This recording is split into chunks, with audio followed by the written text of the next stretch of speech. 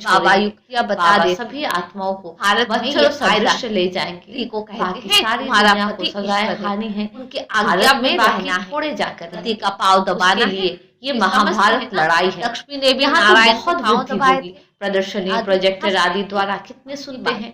वो प्रजा बनती जाती है। तुम्हें तो ऐसी राजा बात तो एक कहते होता नहीं। है, बाकी नारायण होती है कभी प्रजा। कोई थकता है वजीर ना, भी जो प्रजा लक्ष्मी की लाइन पाँव में आ दबाएगी। जाता है।